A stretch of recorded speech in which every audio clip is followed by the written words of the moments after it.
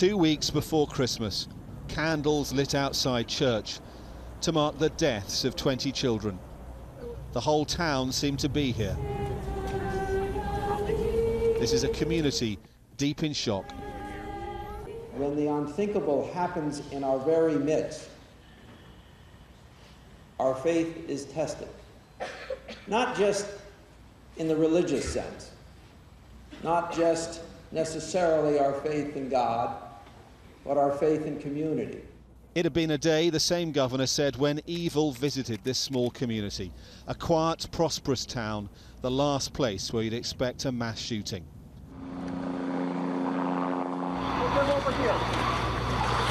Where yesterday young children were rushed to safety past the bodies of their classmates.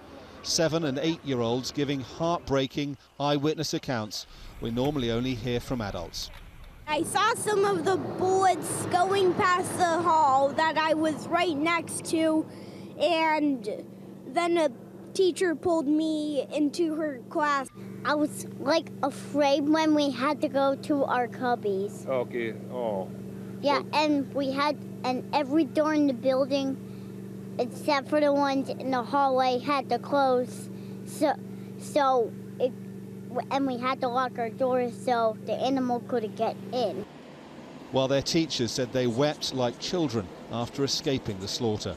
I told them to be quiet. I told them we had to be absolutely quiet because I was just so afraid that if he did come in and then he would hear us and then he would maybe just start shooting the door. So I said, no, we just have to be absolutely quiet. And I said, there are bad guys out there now. We need to wait for the good guys. They're coming again.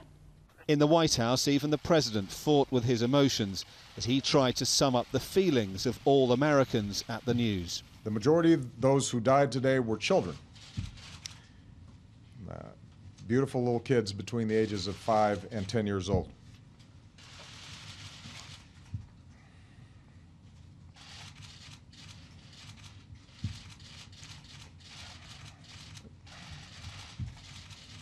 They had their entire lives ahead of them.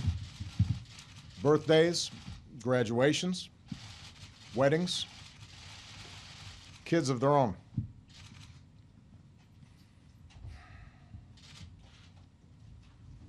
Among the fallen were also teachers, men and women who devoted their lives to helping our children fulfill their dreams. So our hearts are broken today. Only once in US history has a shooting claimed more lives than this, but never so many children this young. A huge operation is underway to help the victims' relatives and survivors and investigate why and how this was able to happen. This is where the parents were brought in the aftermath of the tragedy and where they faced that agonising wait for news about their children. It's now where the emergency services are basing themselves as the police and other agencies try and piece together as detailed a picture as possible of what happened. Some more details are emerging. The gunman, reportedly 20-year-old Adam Lanza, is thought to have killed his mother, a teacher at the school, at their home before carrying out this massacre. His brother's being questioned by police as they try and understand what led him to do this. Away from here, other questions are being asked. How can this be allowed to happen again and again? After every school shooting, there's the familiar clamour for more gun control and the equally familiar failure to act. This shooting is different in an elementary school, its victims far younger. But without clear political leadership, the outcome may be the same. Dominic Waghorn, Sky News, Newtown, Connecticut.